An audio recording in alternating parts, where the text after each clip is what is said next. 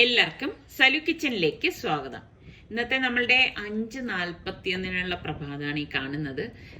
കാർമേഘമൊക്കെ ഇരുണ്ടടഞ്ഞിങ്ങനെ നിൽക്കുകയാണ്. അപ്പം ഞാനിതൊക്കെ കഴിഞ്ഞ് പിന്നെ രാവിലത്തെ കുറച്ച് പണികളൊക്കെ ഉണ്ടായിരുന്നു. അതെല്ലാം കഴിഞ്ഞിട്ട് ഇന്നിപ്പോൾ ബ്രേക്ക്ഫാസ്റ്റിന് വേണ്ടിയിട്ട് ഞാൻ പൊട്ടറ്റോയാണ് എടുക്കണത്. ഇവിടെ സത്യം പറഞ്ഞാൽ നിസാറിക്കാക്കും ഇവിടെ മക്കളുടെ കാര്യം എടുത്താൽ അവർക്കൊന്നും പൊട്ടറ്റോ വലിയ ഇഷ്ടമില്ല കേട്ടോ.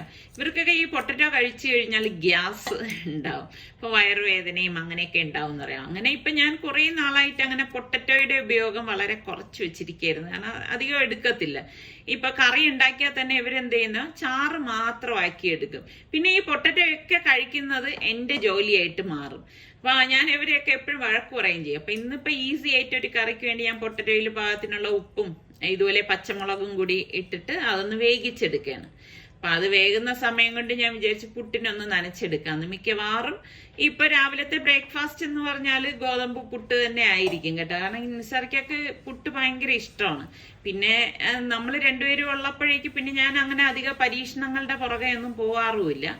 അപ്പൊ പിന്നെ ചില ദിവസങ്ങളിൽ ഒരു വയ്യായികയൊക്കെ നമുക്ക് തോന്നുമല്ലോ. അങ്ങനെയൊക്കെ വരുമ്പോഴാണ് ഈ പുട്ടിനെ ആശ്രയിക്കുന്നത്.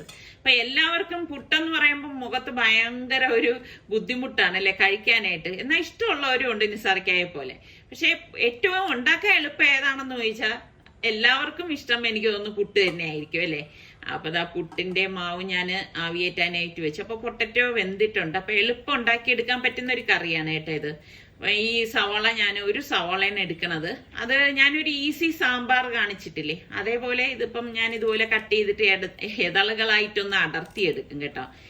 ഇത് ഇത്രയും തന്നെ വെച്ചാൽ തന്നെ ഒരുപാട്, അതായത് ഒരു 4 പേർക്കൊക്കെ കഴിക്കാനുള്ള കറി നമുക്ക് ഇങ്ങനെ ഉണ്ടാക്കിയെടുക്കാൻ പറ്റും. അപ്പൊ പുട്ടിന് ആവി വന്നു. അപ്പൊ ഞാൻ പാൻ അടുപ്പത്തേക്ക് വെച്ച് എണ്ണ ഒഴിച്ചിട്ട് കടുകിട്ട് പൊട്ടിച്ചു കൊടുക്കാണ്. പിന്നെ നമുക്ക് വറ്റൽമുളക് ഇതിലേക്ക് ഇട്ട് കൊടുക്കാം. അതിനുശേഷം ഞാൻ ഈ സവാള അരിഞ്ഞത് ഇട്ടിട്ട് ഒരു പീസ്, അതായത് 1 ടീസ്പൂൺ ഇഞ്ചി വെളുത്തുള്ളി പേസ്റ്റ് കേട്ടോ, അതും കൂടി ചേർത്തിട്ട് ഇതുപോലെ ഒന്ന് വഴറ്റി കൊടുക്കും. അപ്പൊ ഇതുപോലെ ഒന്ന് വഴറ്റി കൊടുത്ത ശേഷം കുറച്ച് കറിവേപ്പിലയും കൂടി ഞാൻ ഇതിലേക്ക് ഇട്ട് കൊടുക്കാണ്. അപ്പം മീഡിയം ഫ്ലെയിമിൽ വെച്ചിട്ടാണ് ഇതൊന്ന് വഴറ്റിയെടുക്കുന്നത്. ഒരുപാട് സവാളയങ്ങ് വഴലേണ്ട ആവശ്യമൊന്നുമില്ല കേട്ടോ. ഇനി നമുക്ക് 1 ടീസ്പൂണോളം ഞാൻ മഞ്ഞൾപ്പൊടിയും, 1 ടീസ്പൂൺ ഗരം മസാല പൊടി, 1 ടീസ്പൂൺ കുരുമുളക് പൊടി, 1 ടീസ്പൂൺ കാശ്മീരി ചില്ലി പൗഡറും പാകത്തിനുള്ള ഉപ്പ് ഇട്ടൊന്ന് ഇളക്കി കൊടുക്കാണ്. അപ്പോൾ പൊടികളുടെ ആ ഒരു പച്ച ചുവ മാറത്തക്ക രീതിയിൽ ഒന്ന് ഇളക്കി കൊടുത്ത ശേഷം നമുക്ക് ഈ വേവിച്ച് വെച്ചിരിക്കുന്ന പൊട്ടറ്റോ ഇതിലേക്ക് ഇട്ട് കൊടുക്കാം. ഇത് എളുപ്പം നമുക്ക് ഉണ്ടാക്കിയെടുക്കാൻ പറ്റുന്ന ഒരു കറിയാണ് കേട്ടോ. പൊട്ടറ്റോ നമ്മൾ ഇതിനേക്കാളും ചെറുതായിട്ട് കട്ട് ചെയ്തെടുക്കുകയാണെങ്കിൽ ഇതിനേക്കാളും പെട്ടെന്ന് ഇത് വെന്ത് കിട്ടും. എന്നിട്ട് ഇതുപോലെ ഒന്ന് ഇളക്കി മിക്സ് ചെയ്ത് കൊടുക്കണം. എന്നിട്ട് നമ്മൾ പാകത്തിന് തിളച്ച വെള്ളമാണ് ഒഴിച്ചു കൊടുക്കുന്നത്. പിന്നെ ചില സമയങ്ങളിൽ ഞാൻ പൊട്ടറ്റോ വേവിക്കുന്ന വെള്ളം ഒഴിച്ചു കൊടുക്കാറുണ്ട്. പക്ഷെ അതിനേക്കാളും നല്ലത് നമ്മളല്ലാതെ വെള്ളം ഒഴിക്കുന്നുണ്ട് കേട്ടോ. അത്രയും സ്റ്റാർച്ചും കൂടി നമ്മൾ കഴിക്കേണ്ട കാര്യമില്ലല്ലോ. അപ്പൊ ഇതുപോലെ ഒന്ന് പാകത്തിന് വെള്ളം ഒഴിച്ചു കൊടുത്താൽ മതി. പിന്നെ ഞാൻ എളുപ്പത്തിന് വേണ്ടിയിട്ട് 3 ടീസ്പൂൺ കോക്കനട്ട് മിൽക്ക് പൗഡറാണ് ഡയറക്റ്റ് ആയിട്ട് ഇട്ട് കൊടുക്കുകയാണ്. എന്നിട്ടൊന്ന് ഇളക്കി കൊടുക്കും. കാരണം ആ ഒരു ഗ്രേവിയിൽ കിടന്ന് തന്നെ ഇത് റെഡി ആയിക്കോളും കേട്ടോ. അപ്പൊ കട്ട ഒന്നും ചെയ്യത്തില്ല. അതാ നിങ്ങൾക്ക് കാണുമ്പോൾ തന്നെ മനസ്സിലായില്ലേ. അപ്പൊ ഇവിടെ പിന്നെ ഒരുപാട് ഗ്രേവി ആവശ്യമില്ലാത്തതുകൊണ്ട് ഈ ഒരു രീതിയിലാണ് ഞാൻ റെഡിയാക്കി എടുക്കുന്നത്. അപ്പോൾ എളുപ്പത്തിൽ തയ്യാറാക്കുന്ന നമ്മളുടെ പൊട്ടറ്റോ കറിയും റെഡി ആയിട്ടുണ്ട്. നല്ല ടേസ്റ്റ് ആണ് കേട്ടോ. ട്രൈ ചെയ്യാത്തവർ വേണമെങ്കിൽ നിങ്ങളൊന്ന് ട്രൈ ചെയ്ത് നോക്കും. പുട്ടും ഈ ഒരു പൊട്ടറ്റോ കറിയും നല്ലൊരു കോമ്പിനേഷനാണ്. നിങ്ങളിങ്ങനെ ഈ ഒരു കോമ്പിനേഷനിൽ കഴിച്ചിട്ടുണ്ടോ? അപ്പൊ നിങ്ങൾക്ക് ഗോതമ്പ് പുട്ടിന്റെ കൂടി എന്ത് കോമ്പിനേഷനാണ് ഇഷ്ടം? നിസാർക്കൊക്കെ ശരിക്കും പഴമാണ് ഇഷ്ടം കേട്ടോ. ഒരു വെറൈറ്റി ആയിക്കോട്ടെ എന്ന് ഞാനിന്ന് വിചാരിച്ചു. പിന്നെ ഉച്ചയ്ക്ക് കുറേ പണികളൊക്കെ ഉണ്ടായിരുന്നു. ഇപ്പം വൈകുന്നേരം 4:45 മണി കഴിഞ്ഞിട്ടുണ്ട്. അപ്പോൾ ഇന്ന് ഉച്ചയ്ക്ക് ഞങ്ങളിവിടെ നമ്മുടെ റിച്ചുവിൻ്റെ ബർത്ത്ഡേ അല്ലേ, അപ്പം നെയ്ച്ചോറും കറിയാണ് ഉണ്ടാക്കിയിരുന്നത്. നമുക്ക് മാത്രമേ ഉള്ളതാണ് അപ്പോൾ ഉണ്ടാക്കിയത്. അപ്പോൾ വൈകുന്നേരം ഇതിപ്പം 4:45 മണി കഴിഞ്ഞപ്പോഴാണ് ഞാൻ വീണ്ടും കിച്ചണിലേക്ക് വന്നിട്ട് ഇന്നിപ്പം കുറച്ചധികം ഭക്ഷണം ഉണ്ടാക്കണം. അപ്പൊ അതിന് വേണ്ടിയിട്ടാണ് ഈ ഉള്ളിയെല്ലാം പൊളിച്ചെടുക്കുന്നത്. അപ്പൊ ഞാന് എന്താഹാരം ഉണ്ടാക്കാനായാലും ഇപ്പൊ നേരത്തെ ഒന്നും അങ്ങനെ കരുതിക്കൂട്ടി ജോലികളൊന്നും ചെയ്തു വെക്കുന്ന ഒരാളല്ല കേട്ടോ. അങ്ങനെ ഒരു ശീലം ഇല്ല താനും. അപ്പൊ ഇങ്ങനെ ഈ ഉള്ളിയൊക്കെ ഉള്ളത് പൊളിച്ച് ഈ സമയത്ത് ആദ്യം ഈ ചെയ്യേണ്ട ജോലികളെല്ലാം ഞാൻ ഒതുക്കി വെക്കും. അങ്ങനെ ചെയ്യുമ്പോഴേ നമുക്ക് എത്ര പേർക്കുള്ള ഫുഡ് ഉണ്ടാക്കാനായാലും നമുക്ക് വേഗം ജോലികൾ ഒതുക്കി തീർക്കാൻ പറ്റും. അപ്പൊ ഏറ്റവും പാടുള്ള പണി എന്ന് പറഞ്ഞാൽ ഈ ഉള്ളി അരിയല് തന്നെയാണ് അല്ലേ. അപ്പൊ ഞാൻ ഇന്നിപ്പം പ്രോസസ്സറിലാണ് ഇതൊന്ന് കട്ട് ചെയ്തെടുക്കാനായിട്ട് പോണത്. അപ്പം ഞാൻ ഉള്ളിയെല്ലാം രണ്ടായിട്ടൊന്ന് കട്ട് ചെയ്തിടാണ്. ഇങ്ങനെ ആവുമ്പോൾ നമുക്ക് പ്രോസസ്സറിൽ എളുപ്പം അരിഞ്ഞു കിട്ടും. അപ്പം ഇതുള്ളത് കൊണ്ട് പകുതി ആശ്വാസമാണ് കേട്ടോ. അപ്പം ഞാൻ എപ്പോഴും ഈ പ്രോസസ്സറിൽ ഈ ഉള്ളി സ്ലൈസ് ചെയ്തെടുക്കാറില്ല. ഇതുപോലെ ഒരുപാടൊക്കെ ഉണ്ടാക്കുന്ന സമയങ്ങളിൽ മാത്രമേ ഇതുപോലെ പ്രോസസ്സറിനെ ആശ്രയിക്കാറുള്ളൂ. അപ്പൊ ഇതിപ്പോ ഞാൻ 2 ബാച്ചായിട്ടാണ് അരിഞ്ഞെടുക്കാനായിട്ട് പോണത്. ഒറ്റ ബാച്ചിലായിട്ട് പറ്റത്തില്ല കേട്ടോ, കാരണം കുറച്ചധികം ഉള്ളി ഉണ്ടല്ല. ഒരുപാട് അംഗങ്ങളൊക്കെ ഉള്ള വീട്ടിലാണെങ്കിൽ ഇത് നല്ല യൂസ്ഫുൾ ആണ് കേട്ടോ, കാരണം എപ്പോഴും എന്തെങ്കിലുമൊക്കെ ഉണ്ടാക്കാനൊക്കെ ആണെങ്കിലും നല്ല ഉപയോഗമാണ്. അപ്പൊ ഞാൻ ഈ 2ാമത്തെ ബാച്ചും ഇതൊന്ന് സ്ലൈസ് ചെയ്ത് വെക്കാണ്. അപ്പൊ നമ്മൾ ഇങ്ങനെയുള്ള പണികൾ ഇങ്ങനെ ഒതുക്കി ഒതുക്കി വെച്ച ശേഷം കുക്കിംഗ് ചെയ്യുകയാണെങ്കിൽ നല്ല എളുപ്പമായിരിക്കും കേട്ടോ. അപ്പൊ ഇനിയിപ്പം നമുക്ക് പച്ചമുളക് ഒന്ന് ക്രഷ് ചെയ്തെടുക്കണം. അപ്പൊ ഞാനിവിടെ ഒരു 10-30 പച്ചമുളക് കഴുകി എടുത്തോണ്ട് വന്നതാണ് ഇതിലേക്ക് ഇട്ടിട്ട് ഒന്ന് ക്രഷ് ചെയ്തെടുത്തിട്ടുള്ളത്. ചെറിയ പച്ചമുളകാണ് കേട്ടോ, അത്യാവശ്യം എരിവും കൂടി ഉള്ളതാണ്. അതൊക്കെ എരിവിനനുസരിച്ചാണ് നമ്മൾ എടുക്കുന്നത്. അപ്പൊ ഇനിയിപ്പോ തക്കാളി ഒന്ന് സ്ലൈസ് ചെയ്തെടുക്കണം. അപ്പം അത്യാവശ്യം വലിപ്പമുള്ള തക്കാളി തന്നെയാണ് ഞാൻ ഇവിടെ എടുത്തിരിക്കുന്നത്. അപ്പൊ അത് ഞാൻ എളുപ്പത്തിന് വേണ്ടിയിട്ട് ഇതിലിട്ട് ഒന്ന് സ്ലൈസ് ചെയ്ത് എടുക്കുകയാണ്. അപ്പൊ ഇങ്ങനെയൊക്കെയുള്ള പണികൾ മാറ്റി മാറ്റി ഒതുക്കി അങ്ങ് മാറ്റി വെക്കാണ്. അപ്പൊ ഞാൻ ഈ ജോലി ചെയ്യുന്നതിന്റെ ഇടയിൽ നിസാറിക്ക ചിക്കൻ വാങ്ങിക്കാനായിട്ട് പോയിട്ടുണ്ട്. അപ്പം ഞാനിതെല്ലാം ചെയ്ത് കഴിഞ്ഞപ്പോഴേക്കും നിസാറിക്ക ചിക്കനും കൊണ്ട് വന്നു കേട്ടോ. അപ്പൊ എനിക്കാണെങ്കിലുണ്ടല്ലോ, നമുക്കൊക്കെ ചിക്കൻ കഴിക്കാൻ ഇഷ്ടമുണ്ട്, പക്ഷെ ഇത് ഈ കഴുകുമ്പോൾ ആ ഒരു സ്മെല്ലുണ്ടല്ലോ, അതെനിക്ക് ഭയങ്കര ബുദ്ധിമുട്ടാണ് കേട്ടോ. പിന്നെ ഞാൻ വിനാഗിരിയൊക്കെ ഒഴിച്ചിട്ടൊക്കെയാണ് കഴുകി എടുക്കണത്. എന്നാലും നമ്മൾ തന്നെ കഴുകുമ്പോൾ ആ ഒരു സ്മെല്ല് എല്ലാവർക്കും അതങ്ങനെ തോന്നുമെന്ന് എനിക്കറിയത്തില്ല, പക്ഷെ എനിക്ക് ഭയങ്കര ബുദ്ധിമുട്ടാണ് കേട്ടോ. അപ്പൊ അതെന്തായാലും ഇപ്പൊ നല്ലതുപോലെ ഒന്ന് കഴുകിയെടുത്ത് മാറ്റി വെക്കുകയാണ്. വെള്ളം വലാനായിട്ടൊന്ന് കഴുകി മാറ്റിയെടുത്ത് വെക്കും. പിന്നെ അത് കഴിഞ്ഞ ശേഷം മാത്രമേ ഞാൻ കുക്ക് ചെയ്യത്തുള്ളൂ. അപ്പം ഇതെല്ലാം അപ്പോഴപ്പോഴും ചെയ്യുന്ന കാര്യങ്ങളാണ്. അത് ഞാൻ നേരത്തെ പറഞ്ഞ പോലെ ഒന്നും ചെയ്യില്ല. അപ്പൊ ഈ ഒരു അടുപ്പ് ഞങ്ങൾ ഇതിനായിട്ട് വാങ്ങിച്ചാണ്. ഈ ഒരു പാൻ അടുപ്പത്തേക്ക് വെച്ചിട്ട് കുറച്ച് ഓയിൽ ഒഴിച്ചിട്ട് പട്ട, ഗ്രാമ്പു, ഏലക്ക എല്ലാം, ഹോൾ സ്പൈസസ്, ബേ ലീഫ് എല്ലാം ഇട്ട് കൊടുത്തിട്ട് നമ്മൾ അരിഞ്ഞു വെച്ചിരിക്കുന്ന സവാള ഇതിലേക്കിട്ട് വഴറ്റി കൊടുക്കാൻ കേട്ടോ.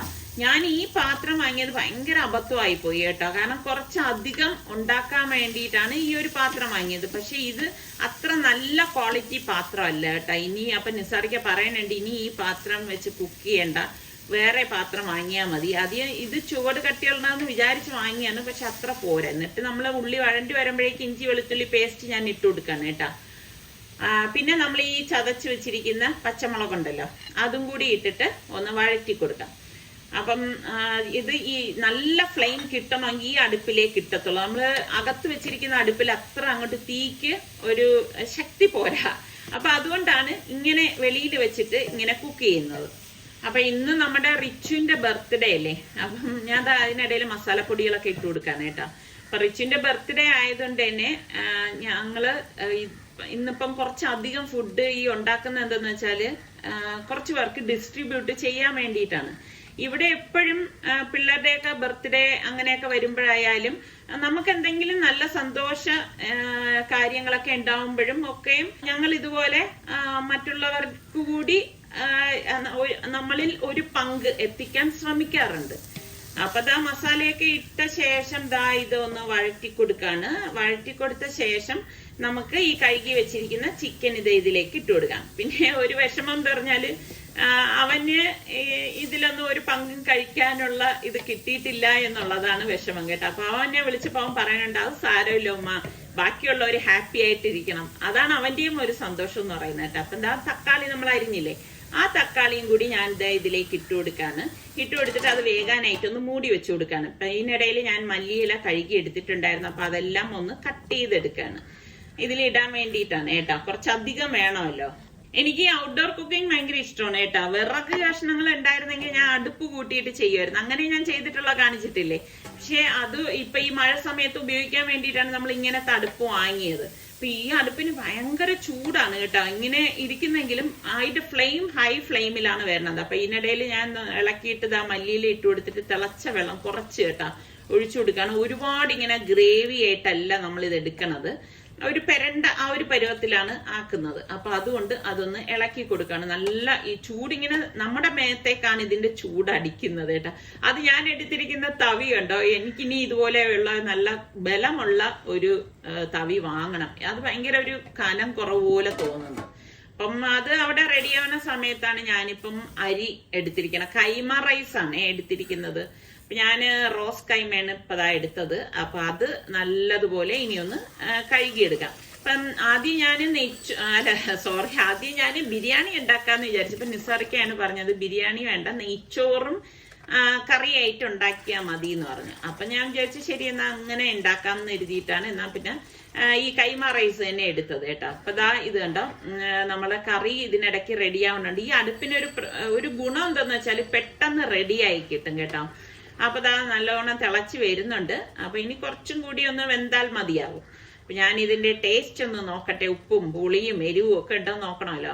അടിപൊളി കേട്ടോ, നല്ല ടേസ്റ്റ് ഉണ്ട്. ഞാൻ ടേസ്റ്റ് നോക്കിയപ്പോഴേക്ക് നല്ല ടേസ്റ്റ് ആയിരുന്നു കേട്ടോ.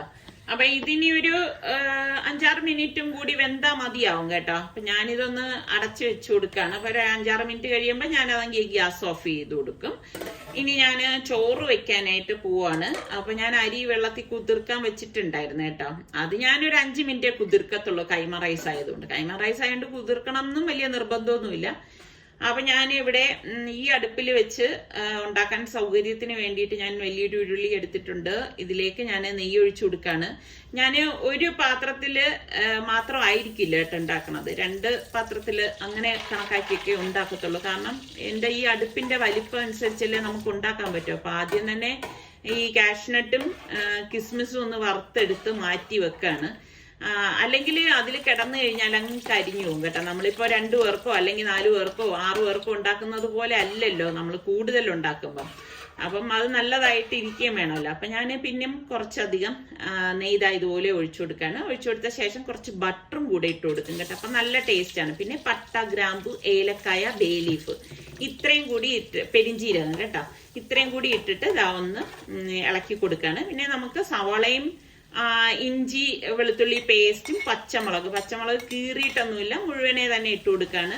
എന്നിട്ട് നല്ലതുപോലെ ഇളക്കി കൊടുക്കും. പിന്നെ ഞാൻ രമ്പ ഇലയും കൂടി ഇട്ട് കൊടുക്കുകയാണെ. അതിടുമ്പോ നല്ല മണവും നല്ല ടേസ്റ്റും ആണ് നെയ്ച്ചോറിന് ഉണ്ടാവുന്നത്. അപ്പൊ അതൊന്ന് വഴണ്ടിട്ടുണ്ട്. ഓവറായിട്ട് വഴലേണ്ട ആവശ്യമില്ല. എന്നിട്ട് ഞാൻ കുറച്ച് പുതിന ഇലയും കൂടി ഇതിലേക്ക് ഇട്ട് കൊടുക്കാണ്. ഇട്ട് കൊടുത്ത ശേഷം ഞാൻ ഇതിലേക്ക് തിളച്ച വെള്ളം ഒഴിച്ചു കൊടുക്കാണ്. 1 കപ്പ് അരിക്ക് 1.25 കപ്പ് വെള്ളം എന്നുള്ള കണക്കിലാണ് ഞാൻ ഒഴിച്ചു കൊടുക്കുന്നത് കേട്ടോ. അപ്പം തിളച്ച വെള്ളം തന്നെ ഒഴിച്ചു കൊടുക്കാൻ ശ്രദ്ധിക്കണം. അതുപോലെ 1 കപ്പ് അരിക്ക് 1 ടീസ്പൂൺ ഉപ്പ്. ഇതാണ് ഞാൻ എടുക്കുന്ന ഒരു കണക്കെന്ന് പറയുന്നത്. പിന്നെ നിങ്ങൾക്ക് അതിൽ ഏറ്റക്കുറച്ചിലൊക്കെ വരുത്താം. അപ്പൊ ഉപ്പും കൂടി പാകത്തിന് ഇട്ട് കൊടുത്തിട്ട് ഒന്ന് ഇളക്കി കൊടുക്കുകയാണ്. ഇനി ഈ വെള്ളം ഒന്ന് വെട്ടി തിളക്കട്ടെ കേട്ടോ. തിളച്ച വെള്ളം ആണെങ്കിലും നമ്മളിത് ഒഴിച്ച ശേഷം വീണ്ടും അതൊന്ന് നല്ലതുപോലെ വെട്ടിത്തിളക്കണം. അതിനിടയിൽ ഞാൻ നാരങ്ങ നീരൊന്ന് പിഴിഞ്ഞൊഴിച്ചു കൊടുക്കാണ്. തമ്മിൽ ചോറ് ഒട്ടാതിരിക്കാനാണ് നമ്മൾ നാരങ്ങ നീര് ഇതിലേക്ക് പിഴിഞ്ഞൊഴിച്ചു കൊടുക്കുന്നത്. അപ്പൊ പലരും ചോദിക്കും ഈ ചോറിന് എന്തിനാണ് ഇഞ്ചിയും പച്ചമുളകും വെളുത്തുള്ളിയും ഒക്കെ ചേർക്കുന്നതെന്ന്. അപ്പൊ നിങ്ങൾ വേണമെങ്കിൽ ഉണ്ടാക്കി നോക്കൂ. ഈ ചോറിനാണെങ്കിൽ കറി പോലും ഇല്ലാതെ നമുക്ക് കഴിക്കാൻ പറ്റിയ ചോറാണ്. നല്ല ടേസ്റ്റ് ആണ് വരുന്നത് കേട്ടോ. അപ്പൊ നിങ്ങൾ ഈ രീതി ട്രൈ ചെയ്തിട്ടില്ലാത്തവരുണ്ടെങ്കിൽ ഒന്ന് ട്രൈ ചെയ്ത് നോക്കിയ ശേഷം എനിക്കൊന്ന് ഫീഡ്ബാക്ക് തരും എങ്ങനെ ഉണ്ടായിരുന്നെന്ന് കേട്ടോ. നല്ല ടേസ്റ്റ് ആണ്, നല്ല മണവും വരുന്നു കേട്ടോ. ഈ അരിക്ക് തന്നെ നല്ല മണമുണ്ട്. അപ്പം നമ്മൾ ഈ അരി കഴുകി ഞാൻ എന്താ ഇതിലേക്ക് ഇട്ടിട്ടുണ്ട്. അപ്പൊ എന്താ ഇതുപോലെ ഒന്ന് ഇളക്കി കൊടുക്കാണ്. എല്ലാം കൂടെ യോജിക്കാൻ വേണ്ടിയിട്ടാണ് ഞാൻ ഇങ്ങനെ ഇളക്കി കൊടുക്കുന്നത്. കൈമ റൈസ് ആയിട്ട് പൊടിഞ്ഞു പോകുന്നില്ല കേട്ടോ. എന്നിട്ട് അത് അവിടെ ഇരുന്ന് വേഗം മൂടി വെച്ചു കൊടുക്കാണ്. എന്നിട്ട് ഞാൻ ഇത് ഇടയ്ക്ക് വന്ന് അടപ്പൊന്ന് മാറ്റിയിട്ട് വീണ്ടും ഒന്ന് ഇളക്കി കൊടുക്കും. ഇത്ര അധികം ഉള്ളത് കൊണ്ട് ഇത് അടുക്കി പിടിക്കാതിരിക്കാനാണ് ഞാനൊന്ന് ഇളക്കി കൊടുക്കണത് കേട്ടോ. ചൂട് കട്ടിയുള്ള പാത്രം വേണം നമ്മൾ ഇങ്ങനെയൊക്കെ കുക്ക് ചെയ്യുമ്പോൾ എടുക്കാനുള്ളത്. ഞാൻ പറഞ്ഞില്ലേ, ഞാൻ ആ ചിക്കൻ കറി ഉണ്ടാക്കിയ പാത്രം എനിക്ക് അത്ര തൃപ്തിയില്ല. ഇനി നല്ല ഒരു പാത്രം വാങ്ങിക്കണം. അതുകൊണ്ടാണ് ആ പാത്രത്തിന്റെ സെന്റർ ഇങ്ങനെ പൊങ്ങി കരിഞ്ഞൊക്കെ വരുന്നത്. അത് ക്വാളിറ്റി ഇല്ലാത്തത് കൊണ്ടാണ്. അപ്പൊ ഞാൻ ഇതൊന്ന് ലെവൽ ചെയ്ത് വെക്കാണ്. ഇനിയിപ്പം ഇത് പെട്ടെന്ന് റെഡി ആയിക്കോളും. ഓൾമോസ്റ്റ് ചോറ് വെന്ത് വന്നിട്ടുണ്ട്. അപ്പൊ ഇത് വൈകുന്നേരം ആക്കാനുള്ള കാര്യം എന്തെന്ന് പറഞ്ഞാല് ആവശ്യക്കാരെ നമ്മൾ കണ്ടെത്തി കൊടുക്കണ്ടേ. അപ്പൊ വൈകുന്നേരങ്ങളിലെ നമ്മൾ ഉദ്ദേശിക്കുന്ന തരത്തിലുള്ള ആൾക്കാരെ നമുക്ക് കണ്ടുമുട്ടാൻ സാധിക്കത്തുള്ളൂ. അതിനായിട്ട് നമ്മൾ ചിലപ്പം കുറച്ച് യാത്ര ചെയ്യേണ്ടതായിട്ടൊക്കെ വരും. എന്നാലും സാരമില്ല, അർഹിക്കുന്നവർക്ക് നമ്മൾ അത് എത്തിച്ചു കൊടുക്കണമല്ലോ. അപ്പൊ നമ്മളുടെ ചോറ് ഇവിടെ റെഡിയായി വന്നിട്ടുണ്ട്. ഞാൻ പറഞ്ഞില്ലേ, ഞാൻ ഇങ്ങനെ ഇപ്പൊ എന്റെ കയ്യില് ഈ ഒരു ടൈപ്പിലെ പാത്രത്തിൽ 1-2 പാത്രങ്ങളിലായിരിക്കും ഞാൻ വെക്കുന്നത്. ഇളക്കുമ്പോ തന്നെ നല്ല മണം വരുന്നുണ്ട് കേട്ടോ, അടിപൊളി മണമാണ്. അപ്പൊ എപ്പോഴും നെയ്ച്ചോറൊക്കെ ഉണ്ടാക്കുമ്പോ കൈമ റൈസ് തന്നെയാണ് നല്ലത് കേട്ടോ. അപ്പൊ ഇനിയിപ്പൊ നമുക്ക് എല്ലാം പാക്ക് ചെയ്ത് എടുക്കണം. ഈ ഒരു സന്ദർഭങ്ങളിലാണ് ഇവിടെ മക്കളൊക്കെ ഉള്ളപ്പോ അവർക്ക് ഭയങ്കര ഇൻട്രസ്റ്റ് ആണ് കേട്ടോ ഇങ്ങനൊക്കെ എല്ലാവർക്കും കൊണ്ടു കൊടുക്കാനൊക്കെ. അപ്പൊ അവര് സഹായിക്കാറുണ്ട്. ഇന്നിപ്പം നമ്മൾ രണ്ടുപേരും കൂടി പെട്ടെന്ന് എല്ലാം ഒന്ന് റെഡിയാക്കി എടുക്കുകയാണ്. കാരണം ഓരോരുത്തര് ഫുഡ് കഴിക്കുന്നതിന് മുൻപ് തന്നെ നമ്മൾ എത്തിച്ചു കൊടുക്കണമല്ലോ. അപ്പൊ ഇപ്പൊ 7 മണി ആകാറായിട്ടുണ്ട്. അപ്പൊ സാറിക്ക പറഞ്ഞ് 7 മണിക്ക് ഫിനിഷ് ചെയ്ത് എല്ലാം പാക്ക് ചെയ്ത് മാറ്റണം എന്നാണ് പറഞ്ഞിരിക്കുന്നത്. കാരണം നമുക്ക് താമസിക്കാൻ പാടില്ലല്ലോ. അപ്പൊ നമ്മള് ചിക്കൻ കറിയും മസാലയും അതിന് മീതെയാണ് ഞാൻ ഇങ്ങനെ വെച്ചത് കേട്ടോ. അപ്പം നല്ല മണവും നല്ല ചൂടും ഉണ്ട് കേട്ടോ സംഭവം. കാരണം നമ്മൾ ഇപ്പൊ വെച്ച് അങ്ങോട്ട് എടുത്തതല്ലല്ലോ. അപ്പൊ ഇങ്ങനെ തന്നെ നമ്മൾ വിളമ്പി എടുക്കുമ്പോൾ നമുക്ക് കൊടുക്കാനും സൗകര്യമായിരിക്കും. അപ്പൊ ഞങ്ങള് രണ്ടുപേരും കൂടി പെട്ടെന്ന് ഓരോരോ കാര്യങ്ങൾ ചെയ്യാണ്. അപ്പൊ റിച്ചു നിങ്ങളെല്ലാവരുടെ അടുത്തും പ്രത്യേകം പറയാൻ പറഞ്ഞിട്ടുണ്ട്. അവന് ഭയങ്കര സന്തോഷമായി കേട്ടാ. ഇന്നലെ നിങ്ങളെല്ലാരും അവനെ വിഷ് ചെയ്ത് കമന്റ് എഴുതി എന്ന് പറഞ്ഞിട്ട് ഭയങ്കര സന്തോഷമാണ്.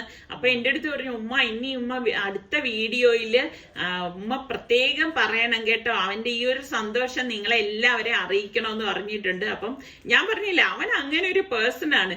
ഇപ്പൊ ആരെങ്കിലും അവന് ഹാപ്പി ബർത്ത്ഡേ എന്നൊക്കെ പറഞ്ഞു കഴിഞ്ഞാൽ ഭയങ്കര ഒരു കൊച്ചു കുട്ടികൾ തുള്ളിച്ചാടുന്നത് പോലാണ് അവന്റെ അവസ്ഥ. അപ്പം എല്ലാവർക്കും അവൻ പ്രത്യേകം അവന്റെ ആ ഒരു സന്തോഷം അറിയിച്ചിട്ടുണ്ട്. ഇപ്പൊ നമ്മളിത് എല്ലാം ഏകദേശം പാക്ക് ചെയ്ത് കഴിയാറായിട്ടുണ്ട്. ഇപ്പൊ നമ്മളുടെ റിസ്വാനാണെങ്കിൽ അവന് സമ്മാനങ്ങൾ കിട്ടുന്നതിനേക്കാളേറെ ഏറ്റവും സന്തോഷം അവന് കിട്ടുന്നത് ഇങ്ങനെയുള്ള കാര്യങ്ങളൊക്കെ നമ്മൾ ചെയ്യുമ്പോഴാണ് കേട്ടോ.